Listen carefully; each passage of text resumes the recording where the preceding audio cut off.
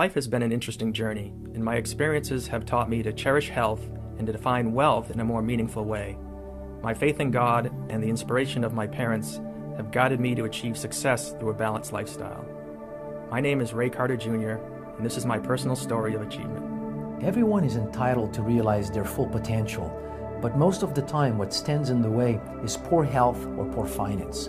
By discovering what is literally the natural renewal and repair system of the body and discovering natural compounds that can support this natural repair system, my aim is to help restore people's health so everyone is then free to pursue their dream and reach their full potential.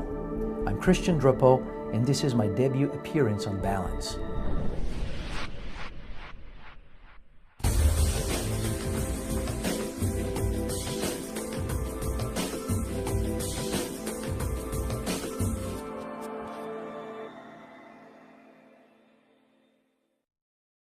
We recently had the opportunity to meet with Ray Carter Jr., who is the CEO of STEMTech International, one of the most distinguished companies on the West Coast. Along with incredible passion for his profession, as well as his desire to succeed, Ray helps people find balance in virtually all aspects of life. Tell us, what is it that you do for a living, who you help, and how you help them? Well, I'm the co-founder, president, and CEO of a company called STEMTech International. And in one line, what we do is we spread wellness and prosperity around the world. We've created and we've actually pioneered a brand new line of nutritional supplements called stem cell nutrition. Wow, you spread wellness and wealth throughout the world. That's huge. How do you do that? Well, through our business model, we're a direct selling company, and so we have independent sales reps all over the world that help us spread the word about our brand new category of supplements, stem cell nutrition. So, and our independent representatives have a real passion for what they're doing out there. A lot of them were very receptive to trying this new supplement technology and have had great results with it. And again, now they're helping us spread the word because stem cell nutrition is really a novel thing in the marketplace. How did you get into this stem cells and this supplement? Well, it's definitely been a progression. I've been in the direct selling industry over 20 years, and a large part of that has been dealing with and marketing nutritional supplements. And so when I heard about 7 years ago now about this new technology and supplements that dealt with supporting your body's natural renewal system, which is your adult stem cells, I was very captivated by it. And so I immediately embraced it and realized it was going to be a challenging startup opportunity. But today, I'm very happy that we pursued that. Christian Drapeau is an advanced research scientist who serves as the Chief Scientist Officer for STEMTech. Though he accomplishes many fascinating things in any given day, Christian has always enjoyed uncovering the inner qualities of plant-based foods and nutrients. He now employs his vast scientific knowledge to enhance human health and capabilities by pushing the boundaries of the medical science behind stem cells. Christian, before I came here, I actually did some research on you, and not only that, you're a great business guy too. I hear that, you are the guy that may be up for a Nobel Prize. That's powerful. Tell me, what is stem cells all about? Well, what we have discovered is called to change the way that I believe that we look at medicine. So I'll let my peers to decide if it's for a Nobel Prize, and I'm probably too young for it right now.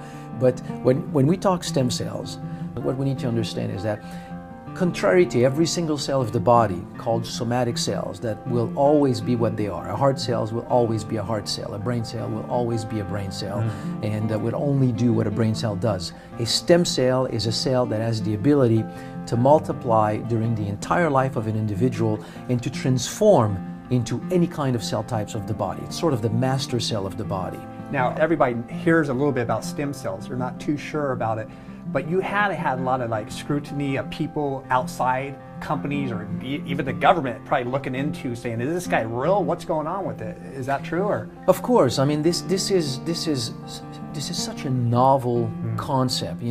Just the basics of it.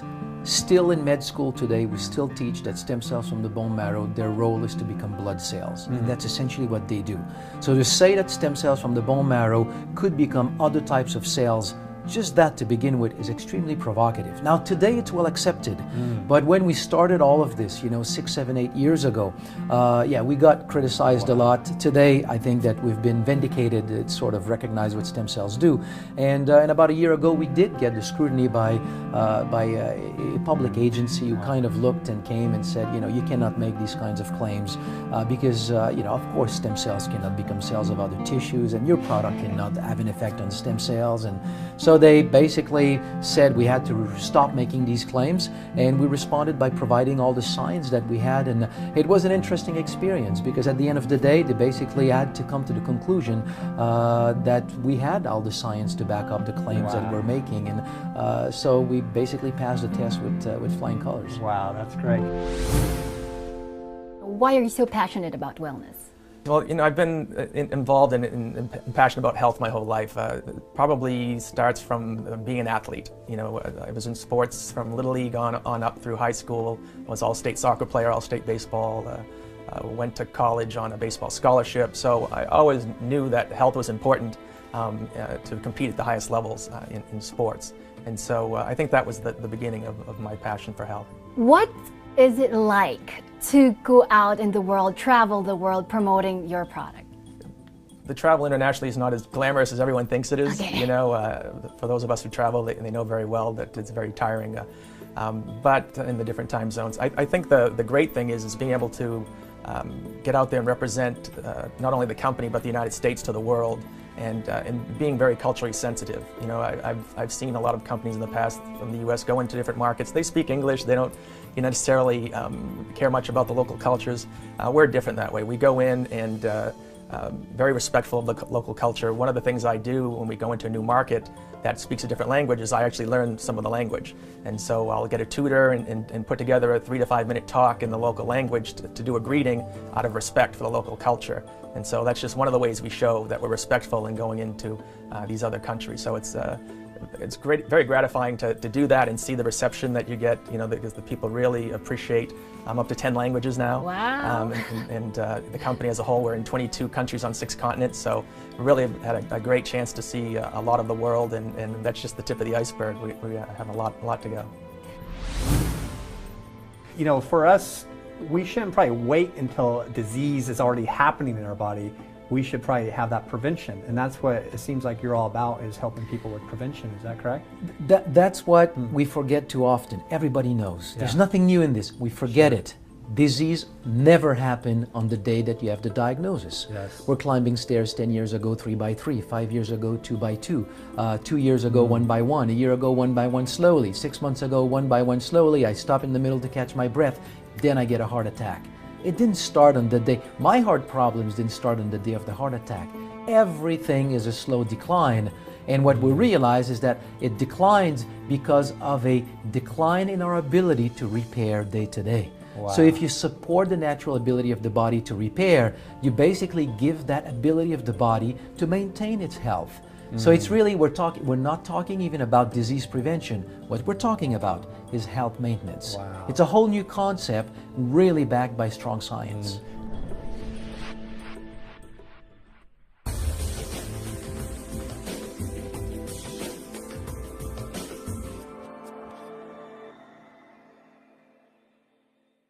So expanding all over the world in the middle of the recession in the United States, that sounds challenging. Can you tell us more if there's any challenges that you encountered along the way? Well, when we first started the business, we didn't have a very large budget.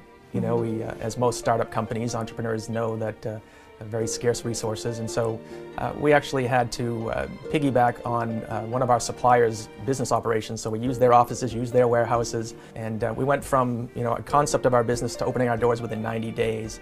And our very first month in business, we did almost $1 million US in sales. So that's a high-class problem, I call it. It was definitely a challenge, though, because we were breaking out from the seams. Didn't have enough employees to handle everything. So that first 6 months of business was exhilarating because of the reception we received in the marketplace. But at the same time, it's very challenging to kind of keep a handle on it and continue to fulfill the products, keep it in inventory, have proper customer service, all that high-class problem, as I say, from the startup phase. And then, of course, when the recession hit in 2008, the worst global recession in history, as I said, we're very fortunate to have expanded our horizons and had other markets in the world help keep our cash flows going nicely while the U.S. market was starting to suffer. And we're still hopeful that the U.S. market is going to start moving up here in the very near future. We're already seeing signs of it. Now this show is all about health and wealth. I mean, what's your concept on health and wealth? If I answer this question by, from the angle of the work that we have done, we see health by, generally speaking, by protecting ourselves from the outside world, free radicals, and we need to consume a lot of antioxidants. We need all the vitamins and the minerals that the body needs, and all of that remains true. But what we have discovered is that we are born with a natural system of repair. Every day of our life, we lose cells, we replace them every day of our life. And by discovering this for the first time in our history, we now have a way of not only preventing things from happening, we have now a way of supporting the body in its own natural ability to stay healthy.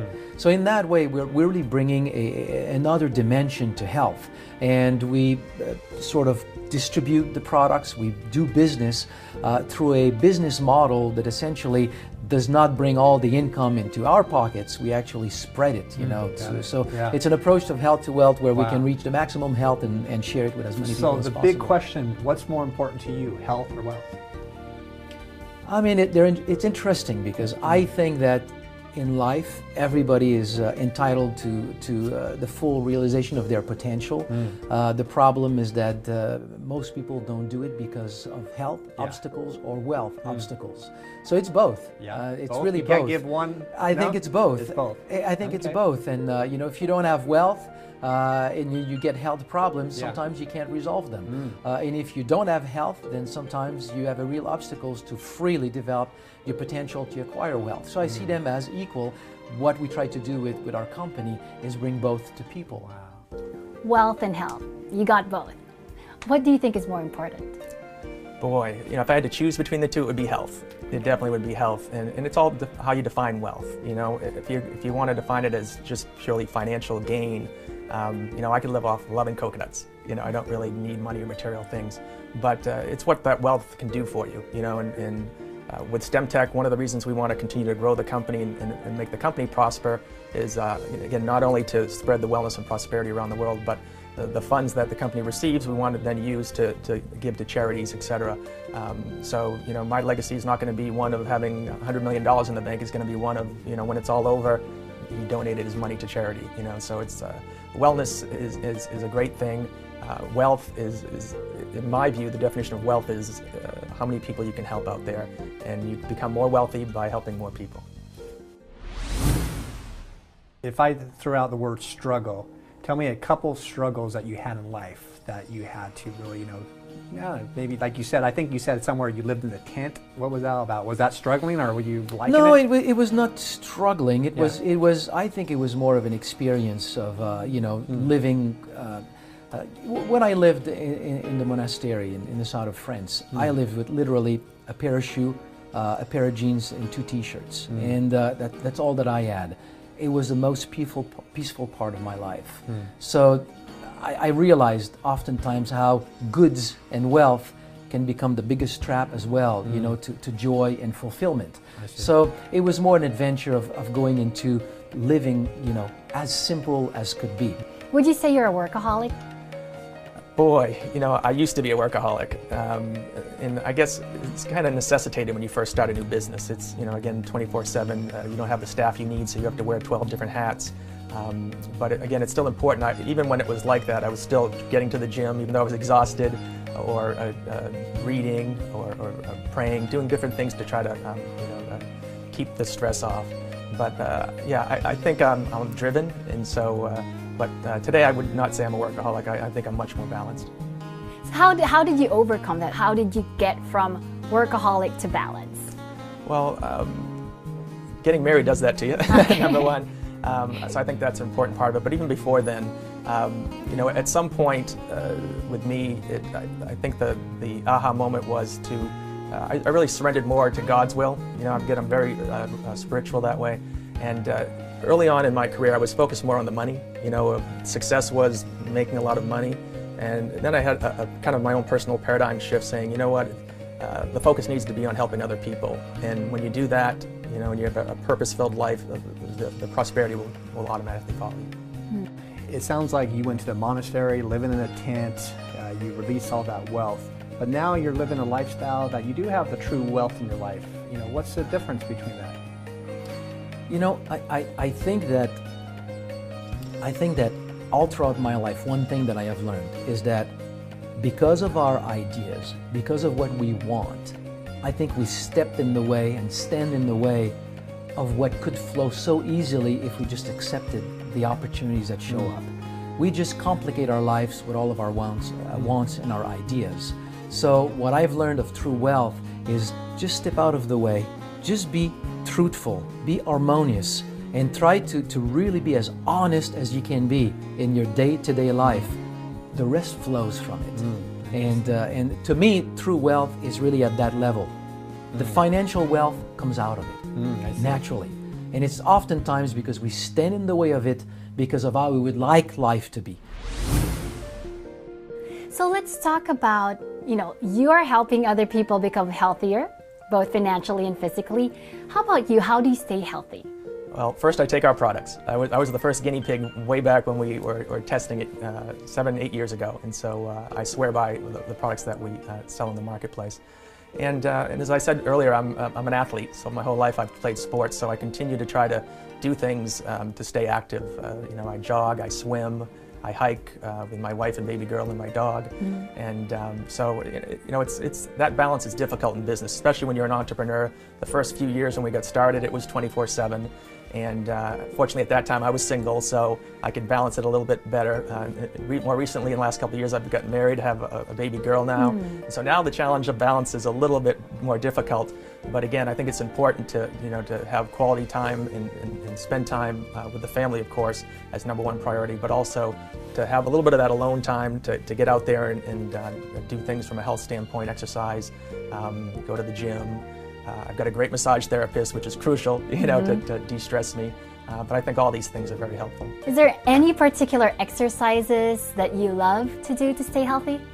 Oh yeah, there are many, but a lot of them, there's not enough time to do them. You know, again, I'd love to be able to go play on a soccer team or a baseball team again, but it just takes way too much time with my schedule.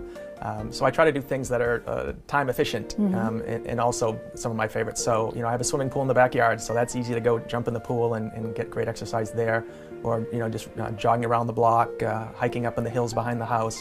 So those are some of the more favorite things to do that are very time efficient. Yeah, time efficient and fun. Yeah, exactly. So how about with health? Have you always been a healthy guy? Were you in sports and as a kid, or? I'm born with this other thing. You know, I have a pretty strong health, so I've never really struggled with health challenges. I've done sports all my life in my youth, and that's how I started to study a little bit, you know, what the mind can do. I was a North American champion in Taekwondo, but when the North American Games came when I was 15, I was pretty young. Are you still practicing now? And I hear you got pretty good at it? Well, I was pretty good at it at the times, and I didn't do it for a long time. And about a year ago, I realized, you know, I'm not doing enough exercise. My biggest exercise was to run between 2 gates at the airport. So I decided I need to do something. So there's a school that just opened nearby my house, and I stepped there one day, and I started to do it again. And he's the best teacher I've ever had, and so that's my thing right now. I really enjoy whenever I can go back.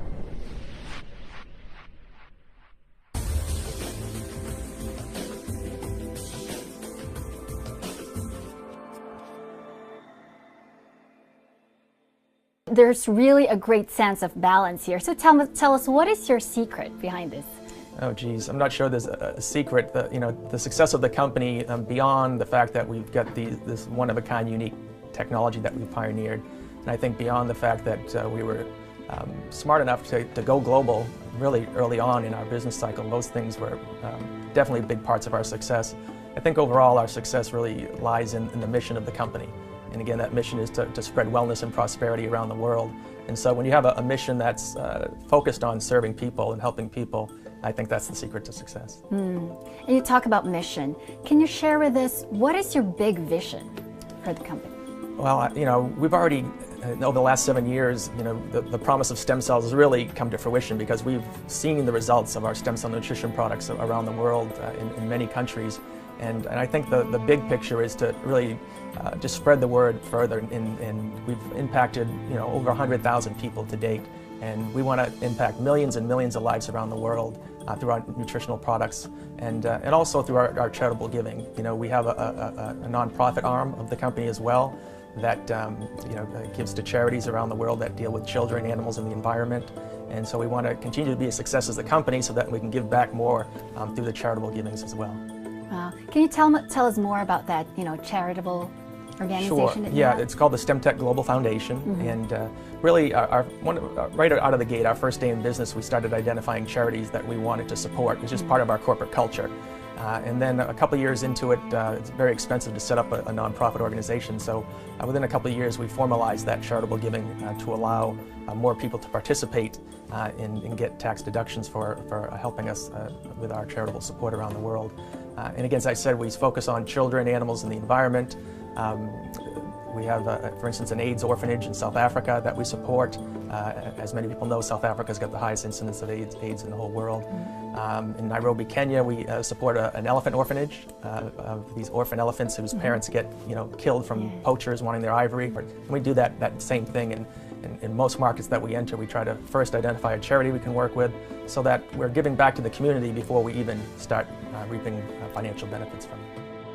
Christian, being the partner and a scientist in this company, I see that you guys are doing some great things, but I also found out that you guys are giving back and really giving back too. Tell me about this woman that has like 150 kids and how are you guys giving back to this? This is incredible. Yeah, every countries where we have distribution, we find charities or nonprofit organization to give back. But this place specifically for me in Thailand is a place where some of our distributors in Malaysia send products to this children's home because some of the kids had some health challenges. They saw great results. They talked to me about it. So one day I was there. All my meetings cleared up in Bangkok, and I called them, asked them where that was. It was a 6-hour drive in a cab. I hired a cab, and we did the 6-hour drive.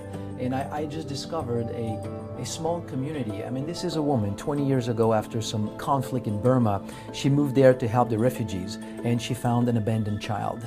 She took the child, and she found a second one, and a third one, and a fourth one. And today she has 150.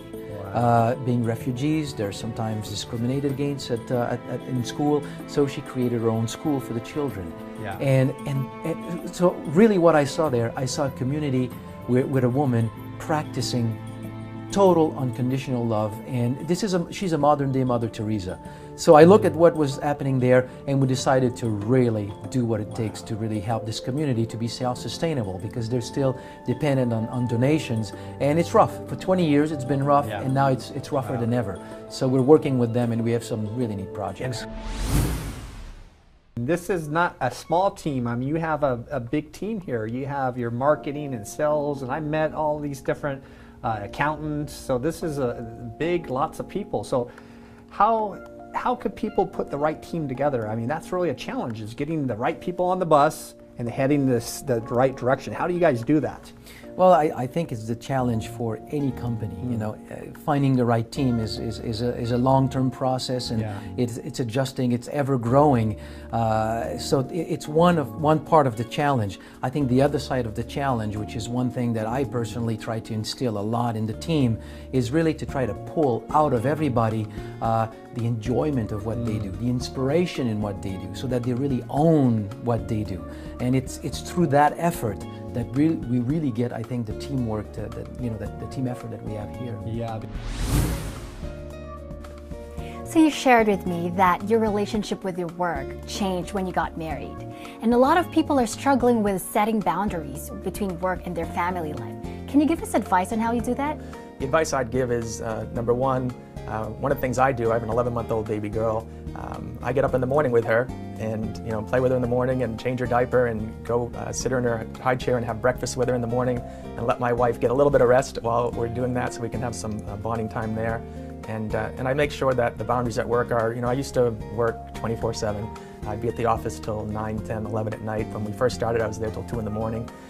So I say, you know what, I'm drawing the line. I need to be home before 7, you know, and my wife holds me to it. And so I can spend quality time during the week with my family. Also, if you can incorporate your family into your business at all, I'd really recommend that. When I travel internationally, it's very difficult. You know, the family is home, and so we just got our little girl her first passport, and so we're going to start letting my wife and child travel with us to different countries around the world, so that, again, you can spend that time while you're working. And Christian, you seem like a really smart guy. Now, being smart, did that get you like where you're at now? You know, it's interesting that you say that, because, you know, I bought into the whole Western concept, you know, I think, therefore I am. So I just thought, if you're smart in life, you're it. Yeah. You know, the summum of life is to be smart and be recognized as being smart. So I did most of my life, I would say until my mid-30s, thinking that if I'm smart and I all do it on my own, and I can prove to everybody that I did it on my own, then really everybody will recognize it. And obviously I had to realize it just doesn't work that way. And it was a very slow process for me to learn that really the true power in life is team working, team effort. If you really work with a team, first, you cannot make it alone. Biggest illusion in the world. Yes. We always make it as a team. And if you are not, you don't position yourself as the smart one in the team, but you really bring out of everybody else what inspires them, you bring out their juice, that's when the team is the strongest.